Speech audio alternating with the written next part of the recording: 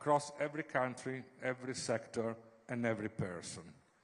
With that, I am now honored to invite former US Vice President Al Gore to share his perspective and vision for energy, data, and technology in our collective effort to accelerate climate action.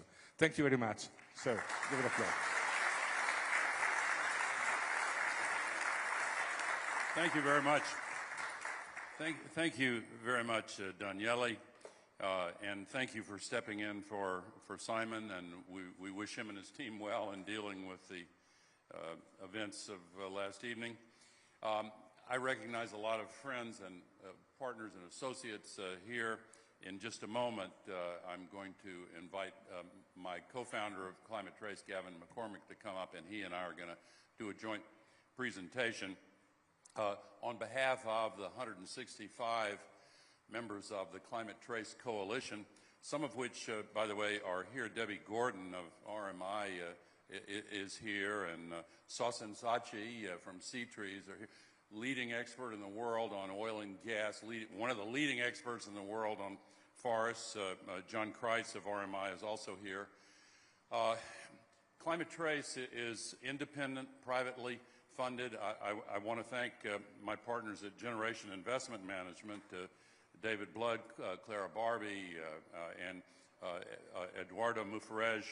The partners actually provided some of the seed money to start this coalition, and the Generation Foundation continues to help finance it. And some of our friends from the Minderoo Foundation, which are here as well. Andrew Forrest is not here, but we were with him a couple of days ago. 6 years ago, next month, Gavin McCormick and I co-founded the Climate Trace Coalition. We've been working very hard along with a lot of people who are here in this room. And without any further ado, I want to ask Gavin to come up and join me on stage, and together we're going to present this presentation. I'm told that some of these slides may have a little bit of a blue tint, but just don't worry about that. 33 years and 5 months ago, the entire world gathered here in Brazil for the Earth Summit. That's what started all of this COP process. It took 3 years before COP1 was organized by the young environment minister of Germany, Angela Merkel. And here we are at COP30, which is kind of a full circle moment.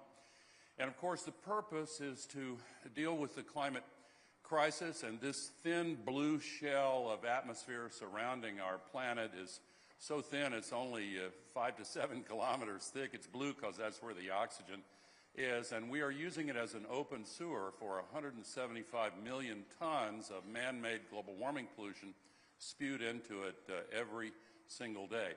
It adds up, it lingers there, and the accumulated amount today will trap as much extra heat as would be released by 750,000 first-generation atomic bombs exploding on the Earth every 24 hours.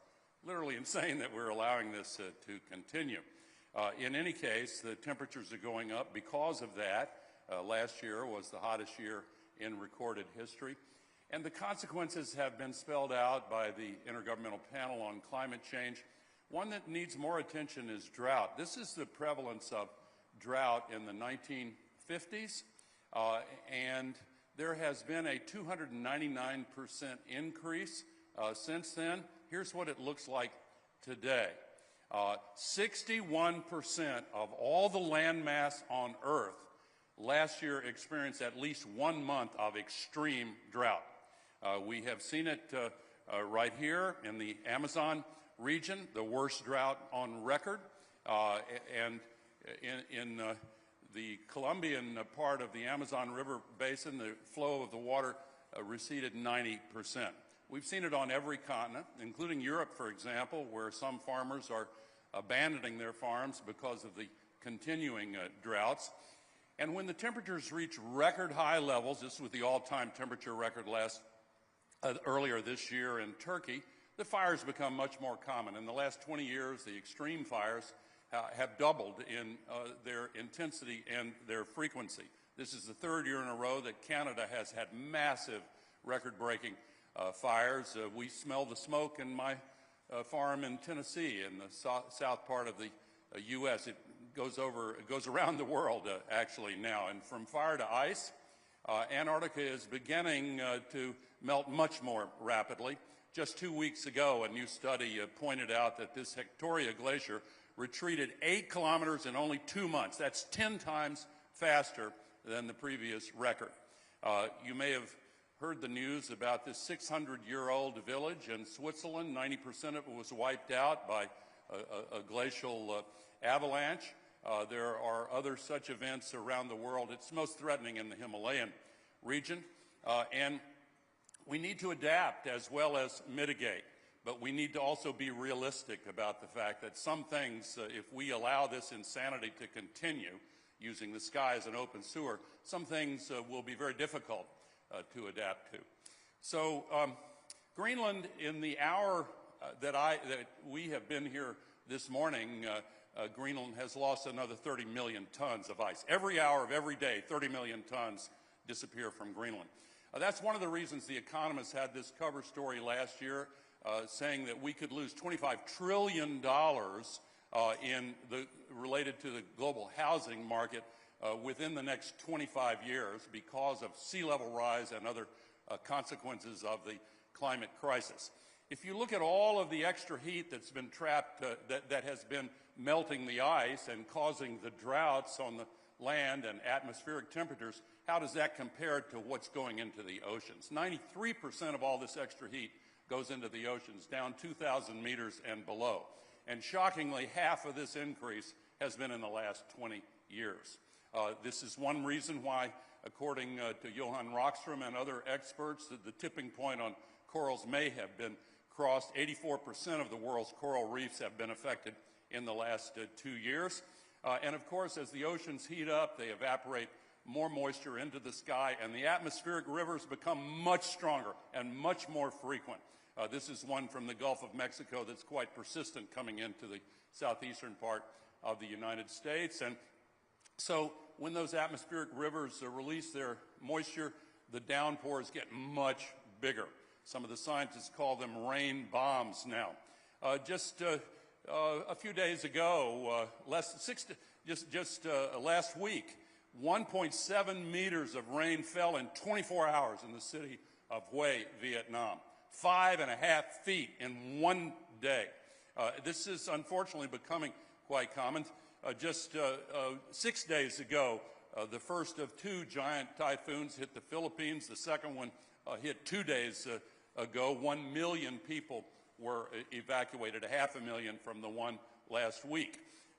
And on October 28th, this rapidly intensifying hurricane hit Jamaica. Incidentally, it hit Jamaica the exact same day that some erstwhile former climate advocates said, time to dial back the emphasis on climate mitigation and focus on one of the effects of the climate crisis. Damages included perhaps 1/3 of the GDP of Jamaica.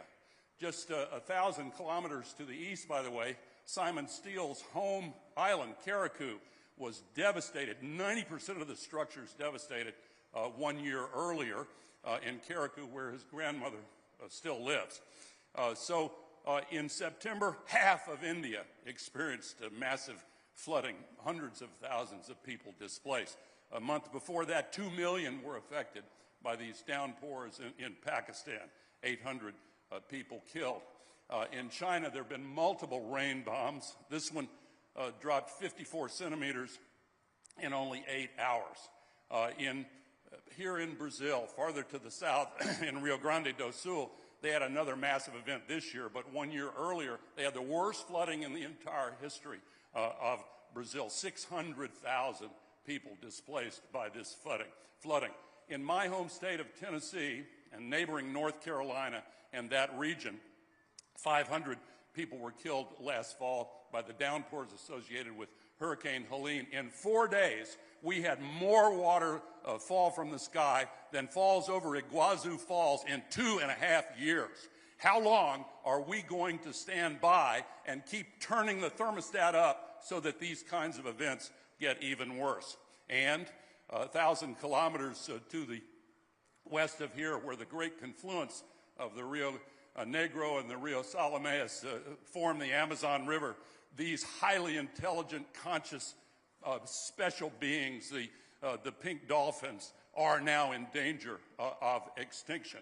And the biologists to a person warn us this is the most serious consequence of the climate crisis. But there are others, including climate refugees. We've seen a few million climate refugees trigger neo-authoritarianism and ultra-nationalism. The WHO climate group warns us that the areas that are now physiologically unlivable for human beings because of the temperature and humidity, relatively small in those dark areas, are now expanding and could, if we don't make rapid changes over the next 35 years, include heavily populated areas in India, Pakistan, Central America, Africa, South America, including Belem, by the way. That's in the area that could become physiologically unlivable right here where we are meeting. So, you know, the same day that Bill Gates released his backtracking on climate, which got a rave review from Donald Trump, the very same day the highly respected Lancet Commission released its update saying that these health threats from climate have reached unprecedented levels. And the WHO has long since said the climate crisis is the single biggest health threat facing humanity. So how is it that these represent a binary? We have to choose between them. Here is, if we're looking for more money for health, you know one place we could get it? The trillions of dollars that governments are using to subsidize fossil fuels and cause the worsening of the climate crisis. Now, of course, the elephant in the room, and in many rooms these days, is the new administration of Donald Trump, which has ordered the EPA to stop collecting climate data.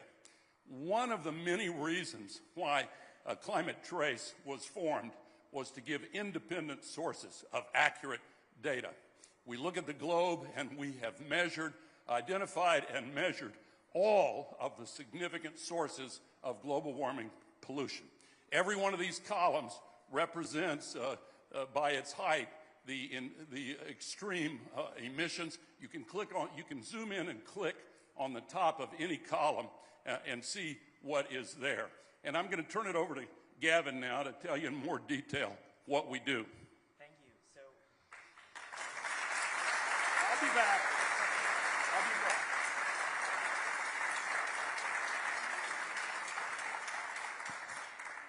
So what we do at Climate Trace is we use satellites and AI to monitor emitting sources. So you can see, for example, essentially every power plant, oil field, ship, and so on. Here you go. Try this one. Thank you. I guess we'll trade microphones too. Can you hear me now? Great, thank you. So what we do at Climate Trace is we use satellites, AI, and other data to monitor emitting facilities. So essentially every power plant, ship, landfill, and so on in the world. And we have many different experts coming together to do this. And so the first thing I'd like you to notice about what you can do with the data is we can add it up. So if you look at that number in the top left, you will see that is the largest emissions inventory ever.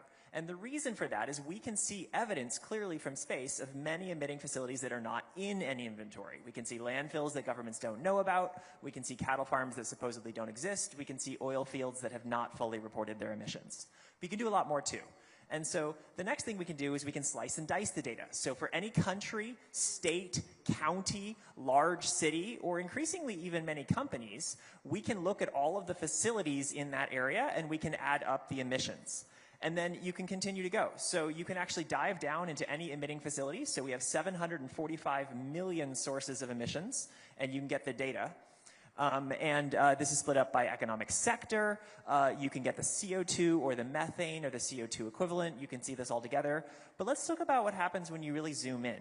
So here we're today to talk about something new that we're doing. And the preview is that we actually have extremely detailed information besides just the emissions about these facilities. So we can tell you estimates of the monthly emissions. In many cases, we know who owns the facilities. We can see the technology type.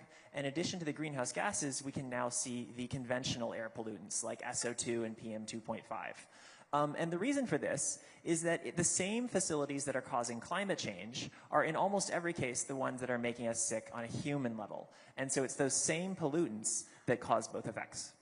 Yeah, one aspect of the climate crisis that is sometimes overlooked is that the same combustion process that puts the global warming pollution into the sky and traps the heat also puts so-called conventional pollutants, 2.5 ppm, some people call them soot, that makes people sick. This is also a severe health threat, by the way. The WHO has identified 7 of these pollutants that are particularly harmful. We have traced 100% of them back to their source. This is what it looks like in Mumbai. You can go to thousands of cities and see where the pollution streams are flowing depending on the meteorological data of that particular day. This is Tokyo. I'll just show you a few examples. As I say, there are thousands of them, and soon we will have them all, and I hope on a daily basis, so that perhaps in the future weather forecasters can use it along with their weather radar. This is London. This is New York City. There's the UN headquarters. And here is Belem, and you can see where we are right now. This is Manaus, elsewhere, not too far from here. And worldwide, this conventional pollution from the burning of fossil fuels kills 8.7 million people every year. It's been out of sight, out of mind, but now we can see the plumes, where it's coming from, and where it's going. So Climate Trace tracks all of this pollution all over the world and fuses it together. Here you go. And the mic. So we fused together data from over 300 satellites from 6 countries, the European Union, many commercial providers. By far the largest source of data is Planet. So I'd like to give a shout out here to our representative from Planet today. And just say a particular thank you to Will Marshall from Planet, who has been so generous in providing data more than any other company or in fact country. And so what we can do with that information, we historically have focused on just describing the results, but wanted to give you a sense that in the upper left, you can see this is what a facility looks like when it's not emitting. This is a facility that looks like when it's under construction. So our machine learning algorithms have learned to recognize what does a cattle farm actually look like when the cows are indoors. But we can actually now analyze them in much more detail. So we can tell you this facility is actually not emitting. An example of how we know that is in the upper right-hand corner, the manure pond is not yet full. And so you can actually see the difference between a facility in use at different levels. And by analyzing data like this, what we can do is we can combine top-down imagery from satellites about how much methane is in an area, bottom-up information about what's going on in these facilities, and we can calibrate to achieve better accuracy by mixing and matching the methods. And so it's very important to understand about Climate Trace that we are not one organization with one data set. We're closer to Wikipedia. We are combining every single public source of information in a massive coalition of over 150 NGOs, universities, and other AI researchers working together to combine this. As an example of how it works, in the upper left, we have photos where we had on-site sensors of the exact emissions happening at that facility at that moment. And we have satellite imagery of what they looked like, and you can see with the unaided eye, there's a difference. And so we can train machine learning algorithms to recognize for a certain type of technology, what does a certain amount of emissions look like? And then one reason we were able to do this is we were able to calibrate it through generous donations of data from over 50,000 facilities. We have the detailed on-site sensor readings of exactly what are their emissions, and that's just one more way we can combine all this data to be more accurate. And so there are now 40 peer-reviewed papers that are either analyzing Climate Trace methods, validating them, or applying the data, or increasingly most papers do all 3. And so historically, we have been known for measuring emissions, and what we're here to share today is we have a new capability. So by analyzing the data of what is going on in these facilities, we can actually do more. We can look for examples of facilities that have successfully decarbonized, and we can find how is it that they got it done. And then we can match other facilities in similar climate zones with similar technology, and we can increasingly estimate, based on what other facilities successfully did, what are the options for this facility to do better.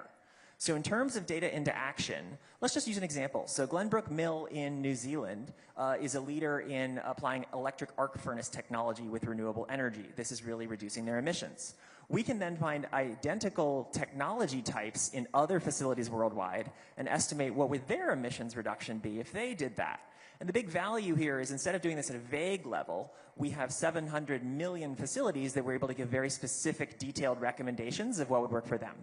You start adding up these applications, and we see, for example, 800 million tons a year could be reduced by applying just these techniques at compatible facilities. And we can also start to have tips about when it's a better idea. So, for example, steel plants, it is vastly cheaper to electrify them if you catch them at the moment they are relining. We increasingly know when and where that's happening. So this is finding ways to make it easier to know how to reduce emissions. To give you an example, we can compare two different facilities from the same company, Nippon Steel. We can compare their emissions factors and can start to see what are the clues of why one is cleaner than the other and what could be done about it. We can then, for all steel mills in the world, line up which ones are cleaner and which ones are less clean. Companies can buy from the lower emitting facilities and get advice on how they can become one of the lower emitting facilities. But the big thing is that we've received such positive feedback about doing that in a small way in steel. We're here to share today that we can now do this for every emitting sector. And so these are the emissions factors from 9 representative sectors. As you can see, they vary dramatically. In every sector, we see examples of those that have successfully reduced their emissions and those that have not yet successfully reduced their emissions. And we can apply examples of how they can do it. An example is electricity. Everyone knows that renewable energy is a great example of reaching 0 emissions factor. But what we also know is where and when is this happening. So here's an example of Nanticoke Generating Station, formerly the largest coal plant in North America, now a solar plant. And so we are seeing increasingly that it makes sense economically for facilities to make these changes. I also wanted to give a shout out to Planet, by the way, and tell you that the CEO, Will Marshall, my good friend, is in Antarctica today. So that's why he is not here, but we're glad you're here, Andrew. So one of the reasons this solar revolution is so stunning, it's absolutely amazing, is that the cost continues to come down quite dramatically. And it's not only the panels, it's not only the modules, it's the panels, the business models, the installation, and everything else. 20 years ago, it took a year to install 1 gigawatt of solar. Now it takes 15 hours. And it will soon take only a few hours to expand by another gigawatt. And with solar and wind, and also batteries, countries face no fuel supply chain risk, no risk of fuel price volatility, no fuel cost at all. And by the way, the rapid transition away from fossil fuels, as called for in COP28, will also have an effect on 40% of all shipping in the world that is presently used to lug fossil fuels from one place to another. There are so many savings that will come from using this poly solution to the poly crisis. Of all the new electricity capacity added worldwide last year, 93% was renewable. Absolutely astonishing. And where did the money come from to build all that solar and wind? It's pretty interesting to focus on where it came from. 75% came from private investors. But there is an unequal distribution of access to private capital. The great science fiction writer William Gibson once wrote, "The future's already here, it's just not evenly distributed." Well, access to private capital for the sustainability transition is already here, but it's not evenly distributed. The entire continent of Africa has fewer solar panels than the single state of Florida. That is, in my opinion, a kind of disgrace for humanity. We need to fix this desperately. Africa has 60% of the best solar resources in the world, but gets only 2% of the finance to install renewables in Africa. Now, here is the emissions reduction potential in the rich developed countries. Very important, needs to accelerate. But here's the potential in the developing countries.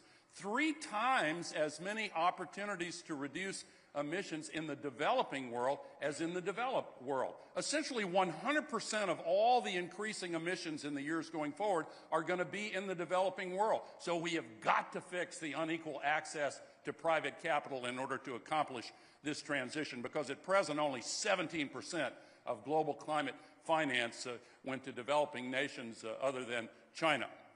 So we could reduce 1.6 billion tons of CO2 each year by building in the developed nations, and we could reduce 2.6 billion tons by building the same amount of solar and wind capacity in developing nations. So prioritizing what we're doing is quite important. Some private sector companies are now taking leadership on their own, using climate trace data, by the way. This is a wind farm in India. You can see many other windmills behind this one in the foreground. They use climate trace data to pick the locations where they will maximize the reductions of emissions. Apple is doing the same thing. Salesforce is doing the same thing. A lot of smaller companies are doing it as well. This particular wind farm will reduce 130% more emissions than it would do if it was built in Seattle in the United States next to the Amazon headquarters. So we have taken this approach with all of these sectors. We've got 9 illustrative sectors. Let's look at road transport. One of the other systemic solutions to the climate crisis is electrifying the transportation system.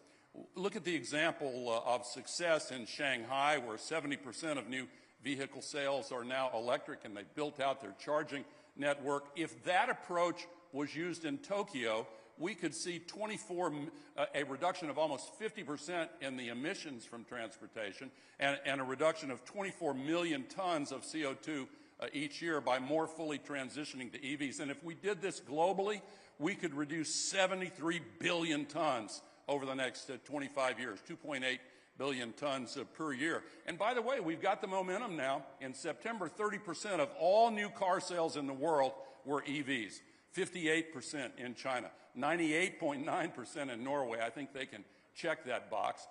For the full year 2024, Ethiopia had 60% of all its new car sales were EVs. This is happening, and it's happening in these other sectors as well. Let's look at buildings. So buildings is just another example of where we're actually seeing the energy transition really happen. So with a few exceptions, those are mostly Iranian buildings over on the far right, seem to have particularly low energy efficiency, enormous opportunity to do better. With a few exceptions, we're seeing this start to happen everywhere. So Copenhagen is a good example that has successfully reduced their building emissions by 50% in a few years. It really worked, and it was actually quite economical.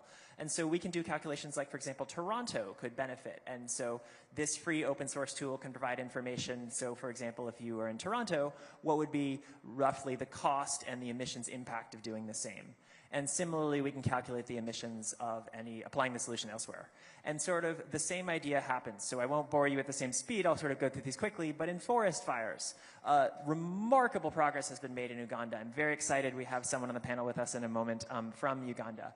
But it is a country that has really demonstrated how to push back on clearing and forest fire emissions. And we're able to calculate things like in certain regions of Ghana, what would be application if you were to apply those same methods? And the total savings worldwide, which would be quite striking. In landfills, we see similar patterns. So we can look, for example, the before and after of landfills. It's actually quite striking visually on what happens when you cover them and successfully clean up their emissions. And then we can apply them to facilities like in Indonesia, what would be the equivalent savings, and get the total emissions. And then one of the things we really see in the data, is the significant difference between areas. Yes. So clicked a little too fast there. In terms of covering landfills, what we find is that typically the difference between doing nothing at all and doing something is much bigger than the difference between using a pretty good emissions-reducing technology and a very good emissions-reducing technology. And so by knowing where in the world has something already been done, you can figure out how to optimize, how to spend fewer resources but actually cause more emissions reductions. So a quick example of that is we were asked to analyze what would be the impact of cleaning up the world's 100 largest landfills, 66 million tons. We actually figured out that for lower cost, you could reduce almost twice as much emissions by identifying the landfills where the least had been done, and the highest emitting landfills are not the same as the largest landfills. And so the basic thing that this data can do is free open source data on how you can drive more climate action faster with the same or often even actually literally less resources. We see similar patterns by learning from Thailand's very successful emissions reducing program in rice by using smarter fertilizer. We can see that Myanmar could very successfully reduce rice emissions, a major driver of methane, and calculate that globally. And so we continue that for other sectors. Yeah, thank you. All right, cattle. Manure management and feed additives made from certain kinds of seaweed. We found that the state of Colorado could use this technique, daily manure spreading, which a lot of farmers are beginning to do already, and the use of certain feed additives that are showing tremendous promise in reducing the enteric fermentation and the methane releases. And if these strategies were used by cattle farmers around the world, we could reduce 16 billion tons by 2050. Very significant amount.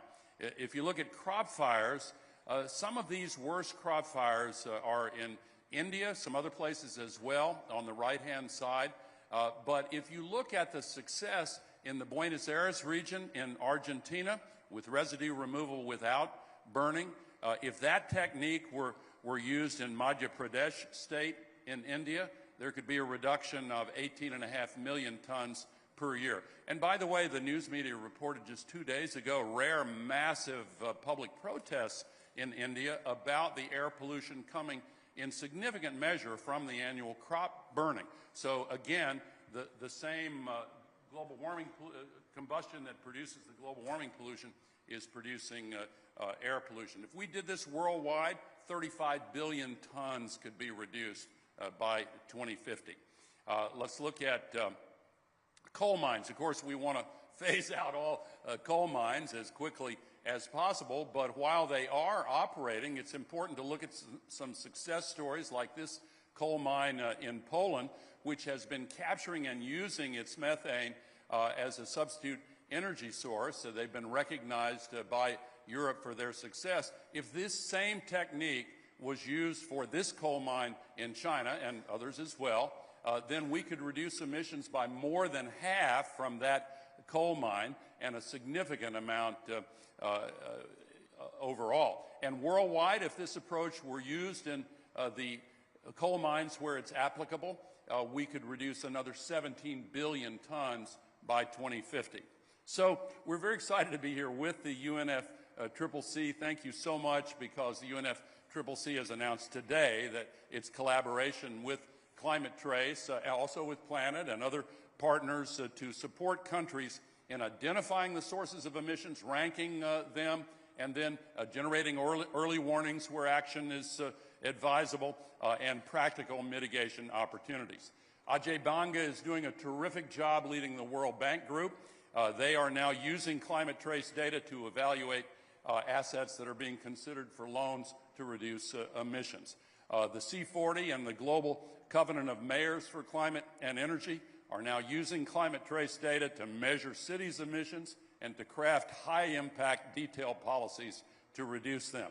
MSCI, you talk about this one. Sure. So anyone in the financial industry may know about MSCI, which supports 95% of the world's largest asset managers. We're very lucky to have someone from MSCI with us today. And they announced last week they will be using Climate Trace data so that you can pair emissions that are financial about an asset with data that is financial with data that is about emissions with the same assets. And we see this pattern over and over. So PCAF, the largest financial standard for carbon accounting, announced that it will be using Climate Trace. The Joint Impact Model, you may not have heard of them, but central banks certainly have. They're the largest provider of emissions data to central banks. They are using Climate Trace. The World Business Council for Sustainable Development, which supports 200 of the world's largest companies on their emissions reducing plans, is increasingly using Climate Trace data. The Subnational Methane Action Coalition, essentially the same idea for states and reducing methane. And so what we wanted to leave you with is just sort of one thought about why and what is the punchline. So as I mentioned, the really striking thing that this free open source data that anyone can use is it is possible to reduce more emissions with less work in most cases by using data to prioritize. So just to give you an example, anyone can now, as of this morning, go to the Climate Trace website and go for any country, any city, any state, and get a sense of what we estimate is a customized list of emissions-reducing solutions lined up from essentially easiest to hardest. This is still new. We're a little bit imperfect at measuring easy and hard, but we have a pretty good sense. And what you will see is that not only can you get a sense of how much emissions you could reduce, but what things might be faster and easier. every institution we have spoken with about this plan has said, okay, some things that maybe need some work, but basically there are opportunities for them to essentially save money and time, but drive more impact by using data to make smarter choices. And so in everyone's plan, you can see the list of things that we recommend doing on the left. Feel free to use as many or as few recommendations as you like, but we'll tell you which ones are easy. And then the individual facilities to use them at. And if you look at different facilities and different groups, they're all different. So India's plan is wildly different than Sao Paulo State, and that's because they have a different economy, different technology types, and different list of assets. And so the last thing I wanted to share with you, this is Uganda's recommended plan. Obviously, we are not saying this is the plan currently that the nation of Uganda is using, but it would reduce the same amount of emissions as the NDC, and it has some tips about ways to go even faster, potentially by spending fewer resources.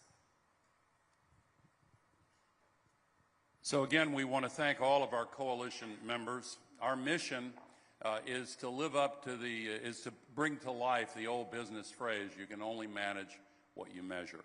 We're now measuring essentially all of the greenhouse gas emissions and now the particulate co-pollutants that are making so many people sick and causing such a health crisis around the world.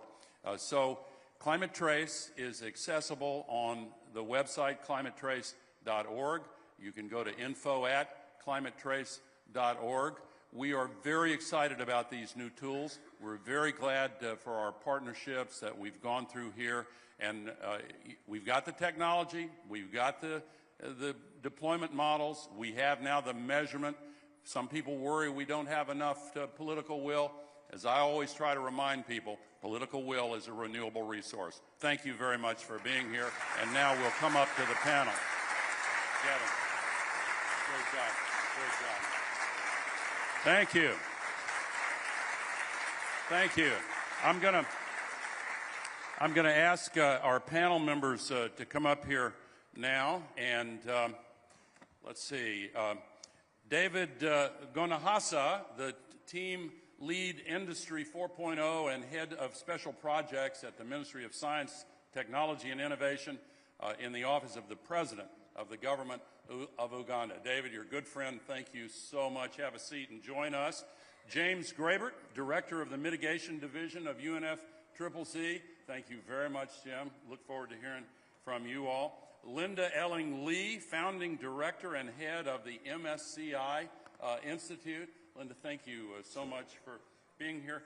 And I don't know whether to say her honor, I always say that I'm introduced as your adequacy, but let me introduce Jane Lomax-Smith, Lord Mayor of Adelaide, Australia. Thank you very much. I personally hope we'll be seeing you next year, but I'm out of line in saying that.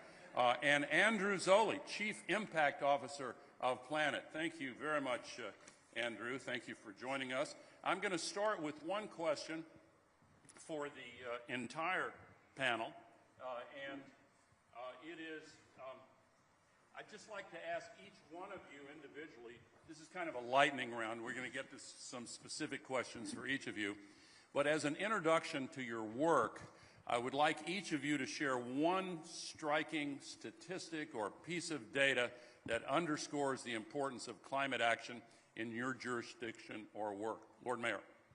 Well, we obviously live in a place that's very hot, very dry, the driest state in the driest continent, and we have bushfires and occasional floods. But in capital cities and cities across Australia, the real impact of the climate crisis is being felt. And our data shows that our city is getting hotter. Over 15 years, we've had 5 times increase in the number of days over 40. And believe me, when it's 38 degrees, you can't walk to the shops, you can't play sport, and once it's over 40, it actually impacts on the economy as well. We had one day 6 years ago that was 47.7 degrees. And in an urban environment, that is bad. So we have to cool our streets, we have to cool our homes, and we have to have climate justice for those people who can't afford energy. Good on you. David Gonahasa. Uganda has about 10% forest cover. And I made a joke earlier, when it rains, it's cool there as well. But you have 40% of the country that's prone to drought. Now, yes, we're getting, great rewards from our forest action. However, what's happening to the 40%? And we need to rethink how do we drive or use innovation to start fixing some of the other really large, huge problems that we have in the country. Thank you very much. Let's go. Andrew Zoli, Chief Impact Officer of Planet. You use my mic. All right. I really appreciated your point about not being able to manage what you don't measure. One of the very first digital public goods we ever built at Planet was a program designed to map all of the world's coral reefs, which were exquisitely vulnerable to climate disruptions because of all that excess ocean heat. And one of the things we discovered was that there's 25% more corals on Earth than anyone had ever thought of. There's actually more treasure to measure than most of us are walking around thinking about. And so that led to the creation of some 30 new marine protected areas around the world when we began to actually see what was there. So that mechanism, I think, is what's really exciting to us. Thank you very much. Linda Ealing-Lee, Founding Director and the Head of MSCI. Sure. Just it's wonderful to be here. Just quickly, MSCI is best known in the financial industry for being a leading index provider with $17 trillion of assets, and $1 trillion of that is actually climate and sustainability indexes now. Now, the striking statistic that I can think of that many people might not know is that since the Paris Agreement, listed companies in developed markets have actually increased their sales by 50% while decreasing their emissions by 18%. So I think companies are actually showing that you can actually decouple growth with emissions. Now, I think Simon Stiell announced a couple of weeks ago that emissions peak is on the horizon, but it's not happening fast enough, and we still see that emissions and growth are rising in tandem in emerging markets, and I think that really underscores how much we need to pay attention to the companies in emerging markets. Thank you very much. James Graber, Director of the Mitigation Division at UNFCCC, somebody we work very closely with, and thank you very much, James. No, the number is 12%. We saw from the 113 NDCs we've received that these are the latest pledges. We're looking at 12% reduction by 2035 from 2019. IPC says it needs to be 60. Thank you very much. Okay, so the first topic we want to turn to formally is about examples of turning data into action. And I'm going to come back to you, James. In what ways does a data-driven approach strengthen global climate governance, and how does it help parties meet their reporting and implementation commitments? Thank you. So as I was just saying, the NDCs, we all know, they're the compass for effective climate action. They give us an indication if we're doing what we need to do. And we have them firmly anchored in what the Paris Agreement has asked us to do in terms of governance, precisely recognizing every individual nation has a contribution. And that's important. That's why the data is important. There are challenges these countries face, let's be honest. There are some countries, I think are flying blind in terms of data gaps. We need to solve that, and that's why we're also interested in working very closely with the many partners here today. But we cannot, stand by and not have access to reliable data available to everyone. So that's why this is so important. The NDCs are the backbone, and data is needed. And we certainly hope with this monitoring, some of the things we heard today, the possibilities to at least, on the basis of interest from countries, identify those possibilities, identify those opportunities for renewable energy, identify those opportunities for improved resilience, all kinds of mitigation opportunities, and that's what we're looking for. Thank you. So, Andrew, give us some other examples of how Planet has seen satellite data drive climate action. That's great. Thanks very much for the question. I think one foundational idea is, let me give you something. How many aerospace engineers are actually in the room? I'm sort of half expecting his hand to go up. Also, he's an honorary one. Right, so for the vast majority of you that are not aerospace engineers, let me give you something for your next cocktail party, which is whenever you put something into space, whatever its primary purpose is, you have to put all kinds of extra instruments on that satellite so that you can continuously measure the forces of change that are acting on instrument, because otherwise it could, if you're not constantly measuring, it could tumble out of orbit. And so you have to measure change at least as fast as change is occurring. Well, the punchline to this story is we live on a satellite. It just happens to have 8 billion other astronauts on it and has to go around the sun rather than going around the Earth. And we have to measure the forces of change that are acting on it at least as fast as those forces are unfolding. And so that's what we set out to do at Planet, and to build a kind of general purpose real-time monitoring system for the Earth. So let me give you 3 ways in which we can use this data beyond the things that Gavin and the Vice President are doing today that are about using this real-time information to enable new kinds of climate actions. The first one, represented by a whole suite of different organizations, is to create the kind of digital measurement, reporting, and verification that are responsible for enabling climate carbon markets. What you see here is the combination of satellite data and other forms of remote sensing data, particularly LiDAR data, that allows us to get at forest biomass and forest carbon. That independent measurement and reporting and verification of those things is essential, because if you want a market to function, you have to have independently auditable things that you can say, this is this asset and this is how it's performing, because we can measure it every day. We can actually see how that carbon flux is changing. And there are people here like Sasan and others who are doing extraordinarily important work in this area. I don't know if this is going to work. Oh, there we go. Okay. So here, for example, just as a picture of the satellite imagery at the top, the carbon is at the bottom. And one of the things you'll see is that there's all kinds of fluctuations in the carbon that you can't see with your naked eye. And that's what comes when you combine AI and machine learning and this kind of remote sensing.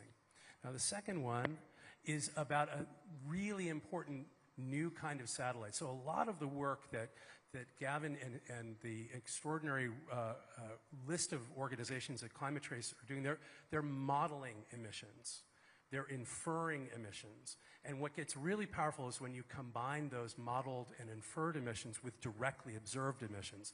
This is a new instrument that was privately, philanthropically financed, produced at a joint cooperation between Planet and the Jet Propulsion Laboratory at NASA and a whole suite of other extraordinary organizations, including RMI and others in the room, called Tanager. And it directly observes many different phenomena, but in particular methane emissions. Go to the next slide. So let me just show you what this looks like. What you see on the left there is a methane plume that's directly observed in the Permian Basin. And what you're seeing there is the optical satellite imagery around it tells you exactly what facility is being affected, where the leak is occurring. And this information, due to the extraordinary work of this group called Carbon Mapper, which is another core member of this coalition of actors, alerting the regulator, who in turn alerts the asset holder, says you have a leak, and 2 weeks later we come back and the leak is closed. So that is the direct mitigation of climate emissions in front of your eyes. And so it's proof positive that it's happening and proof positive that it's been eliminated. And if you go to, I'm going to just ask to go to the next slide, just in the state of California, since the CARB, the California Air Resources Board, got started, this is just the beginning. But they've already avoided some 18,000 cars worth of emissions on an annual basis, just from the leaks they've closed, and we're just at the very beginning of being able to do this. The last one, if we could go through, and this is, by the way, go to the Carbon Mapper website, it's really amazing, tons of methane plumes being integrated into the Climate Trace ecosystem as we speak. And go to the next one, if you wouldn't mind. I just thought you'd like to see this. This is maybe, could you guys rerun that slide one more time? Deforestation deep in the Amazon. It's gonna flicker. What you're, maybe not gonna work on this slide, but what you'd see is you'd see the spread of deforestation spreading across. This is a couple of weeks of deforestation sped up to the point of a few seconds. And what you see right after the deforestation occurs are these little spider webs. And the little spider webs are the visual signal of the next round of deforestation that's about to occur. They're the illegal roads that go in before the next round of deforestation occurs. If you could go to the next slide. I'll just show you, we've been training AI to find all of those signals of deforestation and about to occur deforestation, incipient deforestation. And then with colleagues here in Brazil at an organization called AC1N built a tool, if you could go to the next slide, which finds every act of deforestation in the Brazilian Amazon on a weekly basis, and literally hundreds of thousands of users in hundreds of organizations are using this information right now, including and especially the Brazilian Federal Police. And I want to just tell you what they do with those alerts is they turn them into environmental interdiction warrants. And if you go to the last slide, this is the end. Here they are in the field blowing up the equipment that is responsible for deforestation. In fact, in the last 5 years, if you just scroll ahead to one more click, maybe, we've seen with this tool connecting real-time satellite information and AI to people on the ground taking action, some more than 400 enforcement actions. And this slide has a slight technical typo. It says 4.93 billion Brazilian real collected. It's actually 4.39 US dollars billion collected by the government in fines. And everywhere this tool has been used, it's been led, this is not our numbers, these are their numbers, to a 54% reduction in the rates of deforestation.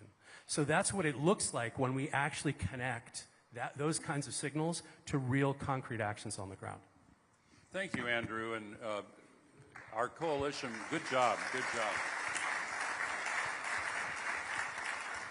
We're so fortunate at Climate Trace to be able to integrate this data along with the other data sets and the carbon mapper examples you showed. I want to give a shout out to Mike Bloomberg, who helped support that organization as well. So let's see. I want to go to you now, David, and hear more about Uganda. What specific sectors or adaptation priorities would benefit most from improved data infrastructure and planetary insights, and what forms of support would you expect from a technology consortium to make your NDC implementation more data-driven? So really across all our NDCs, you can't fix what you can't measure. And unfortunately, what we seem to see happening is, in many cases, a number of, sort of ad hoc solutions being implemented. And the worst part about it, many times, is that you have very many top-down solutions. So you have great, remote sensing data sometimes without ground validation, and you're building out solutions that, according to some models, should work, but there's no real, verification on the ground. So I'll give you an example. Today, in Uganda, Lake Victoria is choking with algae blooms, right? And there's all sorts of solutions around it, but nothing's really fixing it, because we need to say, how do we start to do ground verification as well? How do we get more data collection in country around the different NDC operations we have? We've had methane explosions on landfills. We've had all sorts of things happening because we are not effectively measuring, right? So what we are doing as a country right now is saying, fine, can we start to actively use data, but not only working through international companies, but also building local capacity to build some of these solutions. So you're seeing local companies building sensors that will measure different forest activity, for example, and then using edge cloud nodes with small language models, analyze this data, and be able to advise what should be done by the government. So really around policy recommendations, but also challenge-based innovation. Can we actually say that based on the data we've collected, based on what we're seeing happening within these disaster-prone zones or these challenge areas, can we call or invite local innovators to begin to build solutions? Because I had a very good statement yesterday. It says something like, action is nothing without ownership. Right? It cannot be top-down anymore. It has to be bottom-up with locals as part of the solution framing. Let me underscore that. You're saying is action is not about ownership only. It's about who's on the ground and who's doing the work, right? Go ahead. Without local ownership and local involvement, unfortunately, what you have is some sort of very output-based activity, right? So we're going to do this. We're going to say, for example, come in and support agroforestry. But then you're not there, so you don't really know what's going on. And yes, you can have a lot of remote sensing data, but how do we provide or get local involvement to really support climate action? Thank you very much. Going to go. Yeah, let's hear it for David's doing such a great job. So I'm going to go to you, Linda, and then to you, Lord Mayor. Linda, let's talk about investor confidence and the relationship between data-driven climate policies and investor confidence. How can improving the quality of data, the granularity and accuracy of the data, actually lead to more action from the private sector to embrace climate solutions?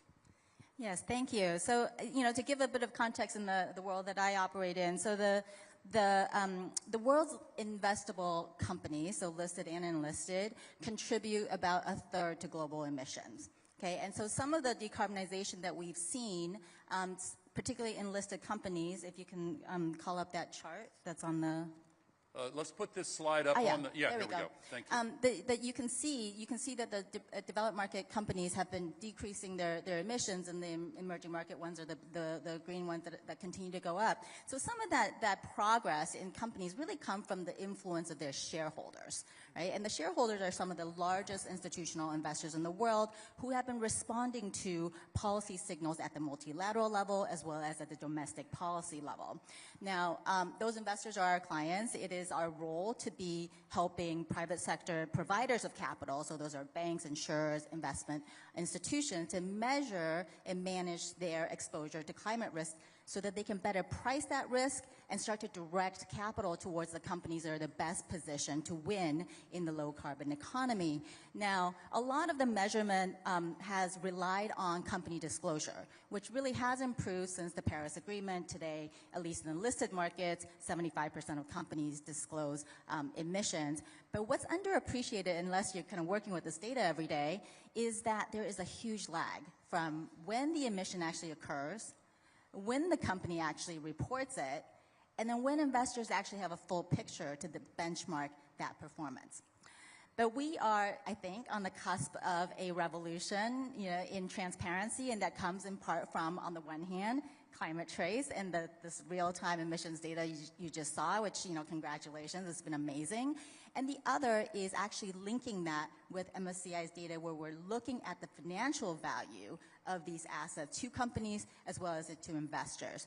So to make that a bit more concrete, if you can call up the next slide. So recently, 18 of the largest pension and sovereign wealth funds gave us their portfolios in order to look at the facility, to map the facilities that underlie the portfolio companies. What we identified was about 500,000 facilities that are linked to, that are owned by 11,000 companies that are in these portfolios. Now, we did this in order to actually assess their exposure to climate physical hazards. Many of the things that, Vice President, you were speaking of at the beginning, that is actually a great deal of concern to investors at the moment. But if you can imagine that every single one of these dots can be linked to Climate Trace real-time emissions data, then all of a sudden you're going to be able to have a live dynamic view of the emissions that are linked to these assets, but more importantly, how much they actually contribute in terms of the financial exposure that any company has, and particularly for investors that are invested in 11,000 companies, how much of that contributes to their portfolio value. So, I really do think that this is we're really very excited to be in this partnership with Climate Trace. I think that our aspiration is really to close this gap, in terms of the time lag that we're seeing, so that we can get climate investments and performance linked much more closely together. Thank you so much. Lord Mayor, so we've been hearing a lot about the connection between data and policy, data and decisions. How do you connect both data and policy to the people in your city? And how, tell us about the needs of your city, the people that you represent, and how better data could help you improve the preparedness of Adelaide. Well, I think we're amongst friends. We all like science and facts. And one of the keys, I think, for policy and strategic development is making sure you have the data. One of the challenges for many politicians is they see a project and they want to start it without contemplating how you'll collect the data at the beginning. And I'm a great believer in having an intense period of planning so that you know what data to collect, so you can work out if it actually worked. You can't audit something if you haven't got the right measurements. So that's the first clue. The next is to actually democratize the information, and that might be publishing it to share with other organizations. But it's also explaining why you're spending an extraordinary amount of money intervening. In our state, we've already made our energy transition. We're at 75%. We'll get to 100% within about 5 years. So we're dealing with remediation and adaptation, and that's very, very costly. And in order to do that, we have to explain to the community why we're obsessed with data like diurnal heat maps, why we're putting trees in particular streets, because we want the temperature to go down at night so we don't kill our residents.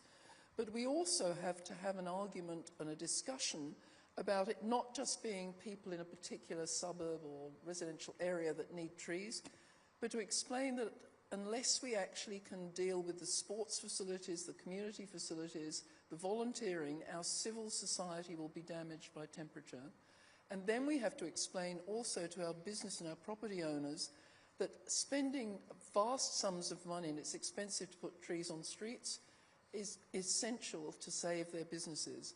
And we do that with our data. We have a data set, and I'm really jealous, I'd like to have Trace, but our data set is up almost 500 collections of data, which is about buildings, maintenance, wires, pipes.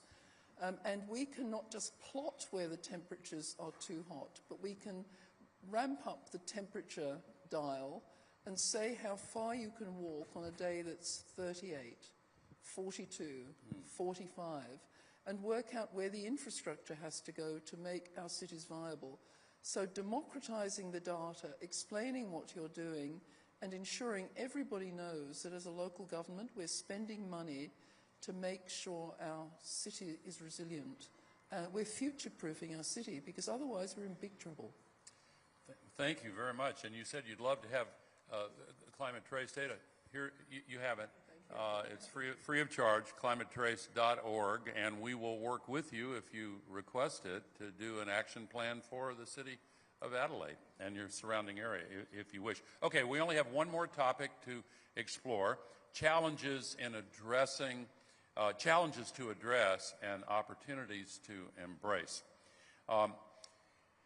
Decisions about climate finance should be and often are data-driven, but often they don't take certain important factors into account. I'm going to ask each one of you on this panel, what do you think is undervalued in climate finance decision-making, or what data is missing from these conversations? David, would you lead off on that one? What's missing in Uganda, because I can speak for Uganda only, and I think it's this local inclusion, right? I feel like many of the initiatives are not exactly inclusive, and the local communities are not part of the process. And I think if that's done, we should see a lot more success. But also, how do we get a lot of the solutions framing to be really data-driven? How do we get the cities? How do we get the ministries of environment to be directly utilizing data to make the decisions that they'd like to make, or the solutions they'd like to build? Thank you. James, how would you answer that question? There's a couple of things. First is a lot of these models don't really give us a good enough picture in the longer term picture, and by that I mean in terms of really understanding how risk can spiral. I know Linda talked to trying to capture those risks in the financial, but they do spiral and they go from one thing to the next, and our models aren't capturing that in the financial sense. The other thing is the role of nature. I don't think our financial models are really taking into account the role of nature and the value, and also the cost of not valuing it. And then finally, it's important that we look at, instead of just the easy things to count, like how many solar panels, what about the more difficult things to count, like the systemic changes that come about, and calculate that in determining where the finance flows. So that's where the improvements are needed. If we were to do all of that, better risk in terms of calculating the risk, understanding the value of nature when we're making our financial decisions, and rethinking how we measure the impact, I think there's a lot of room for improvement. Great, good to know. Linda, what's your answer to the same question? Sure. I think what's undervalued so far has been where geographically actual risk and opportunities lie. I think that, in the financial sector, we talk a lot about climate metrics and then transition metrics, but increasingly it's location that actually drives financial outcomes. And that's not just the physical risk that we're talking about, but actually the policy landscape. So I think that at the national level, at the subnational level, there's a lot of policy changes, and it really matters in terms of driving financial outcomes. So if you have, two factories with producing the same things, same emissions, they actually have very different transition costs and transition opportunities depending on the siting of that jurisdiction and whether that's tightening carbon rules, or there are going to be clean tech subsidies or trade policies that will kind of determine the outcome financially. So I think that, a lot of investors are really demanding that both sides of the story to the location, which is not just the physical exposures, but also the policy environment surrounding that particular physical location. Great, thank you. Lord Mayor, you are also kind of representing the C40 here. And I want to ask you the same kind of question, but what sectors or adaptation priorities would benefit most from improved data? Well, I think that we all are into the adaptation around stormwater and heat resilience. And I think that we keep saying, and one of the glories of this presidency has been that we've identified the role of subnational governments.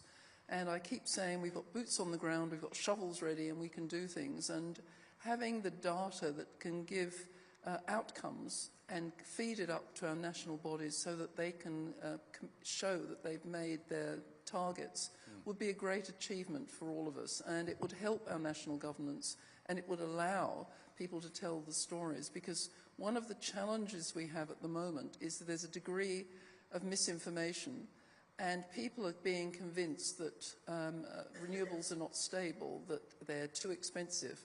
And I think the stories have to be told about how certain areas have done things that have been magical, businesses have invested and had a profit, and at the end of the day, finance has to go to where there's profitability. And telling the stories is really important, and we all have a role in telling those stories constantly so that we can counteract what is beginning to unnerve some of our friends. And we can't afford to be unnerved by misinformation, bots and general nonsense that's on the internet. It's a really important moment for us to support finance, support governments, and support our politicians who are doing the right thing. Yeah, good for you. And I want to, for this and many other things, express my admiration for President Lula, who has described this summit as a truth summit. There is such an asymmetry in the information strategies of the climate deniers and the climate delayers. We just heard from one of those a couple of weeks ago, and the climate advocates. Because these you mentioned the bots that spread all of this misinformation. It is shocking how publics around the world have been inundated with highly inaccurate, misleading information, and much of it financed by fossil fuel polluters who are trying to extend their business plans for as long as they possibly can before the inevitable transition takes hold. May I say there is an irony, though, because I have yet to meet anyone anywhere in the world that wants to be in a polluted world with loss of animals and extinctions and dirty rivers, ugly, dirty beaches with plastic on them. Everybody wants to be in a clean planet that survives. And maybe we need to be better at explaining that this is not just about something abstract, which is electrification. We need to explain to everybody that what we're doing is protecting the environment. And I think that's been lost when we talk about even clean energy. Yeah, I agree, of course, but some people don't seem to understand the risks that we're facing. And there was a great author in the United States a little more than 100 years ago who said it's difficult to get a man to understand something if his income depends upon him not understanding it.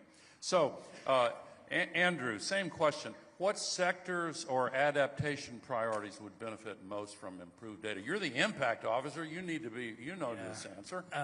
Okay, well, one thing that might be worth noting is that's not just a question of, it's a great question. It's not just a question about where the opportunities to add are.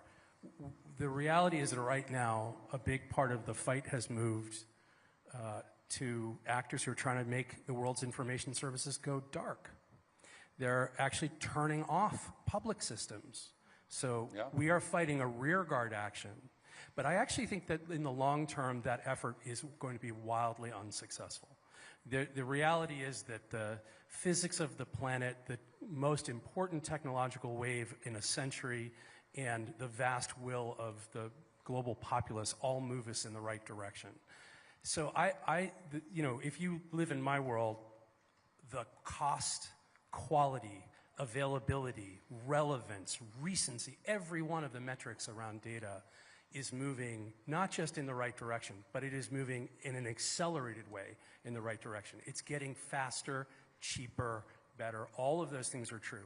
What's not happening is the absorptive capacity of governments and institutions to utilize that data, the cultural change that's required, the political change that says we're going to become data-driven decision makers as opposed to, like, we're going to figure out how to integrate data into the gestalt of making political decisions. So the curves are all moving like this, and the absorptive capacity is moving like this. Now, the one thing I will say is that the AI revolution promises to make all of this data wildly more useful by raising the basement level, by making it, for instance,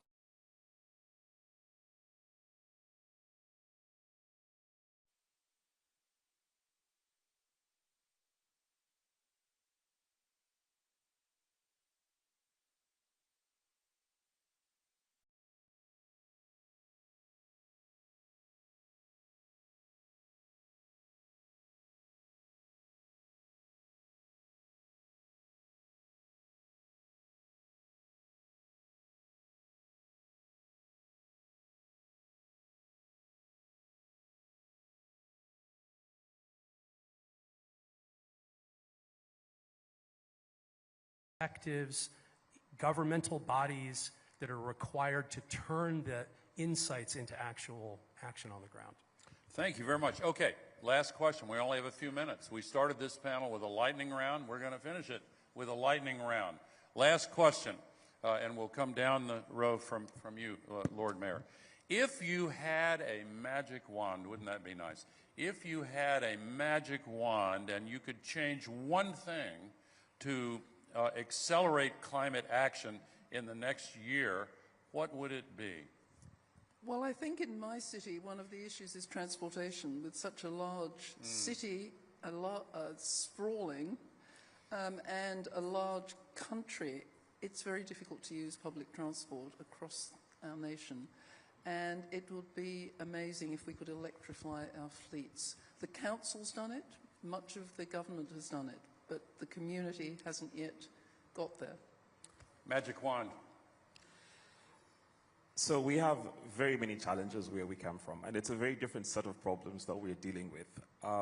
And I've said the inclusion thing over and over again, but also let's have access to the data to help our policymakers make the right decision. Let's have access to the data to support challenge-based innovation around climate action. One of the things we launched yesterday was DPI to enable different individuals with ideas around the climate space start to do it. I think the complexity of starting to build out climate projects makes it very difficult for your regular Ugandan, or in many cases, many other Africans, to actually build things. So one, I would reduce the complexity of the whole climate action process, make it a very straightforward, rewards-based activity, and be able to get everyone involved in it.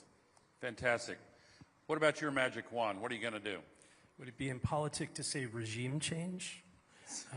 Yes, but you can say it anyway. I'm just asking hypothetically for a friend.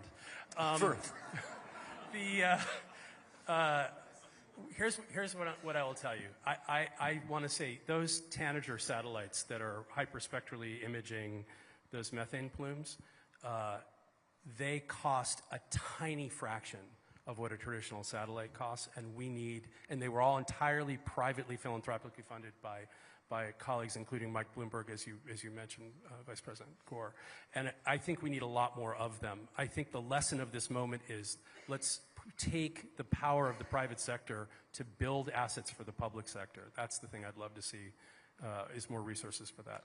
Magic wand's over to you, Linda. Okay, Magic Wand would eliminate, I think, the time mismatch between climate data and financial data. Right now, this 2-year lag between, when you actually make an investment and have some sort of action and then to see results. I think that if policymakers and investors could see emissions impact and investment impact in sync, the way you would see, market prices and interest rates, I think that would actually significantly change how climate capital is deployed. So immediate accountability that will really create, I think, a positive feedback loop for climate investments and action. Great. James, what would you do with your magic wand?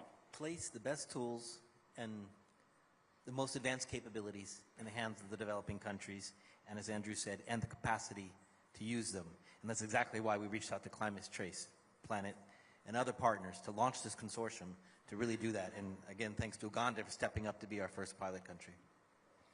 Well, we started with the UNFCCC. We're closing with UNFCCC. I want to thank all of those who work at UNFCCC and UNEP and the other parts of the UN.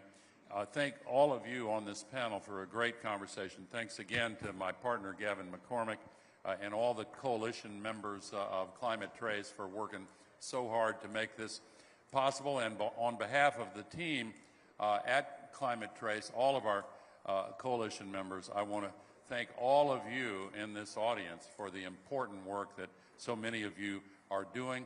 And to everyone in the audience today, thank you for being a part of this event. Obrigado.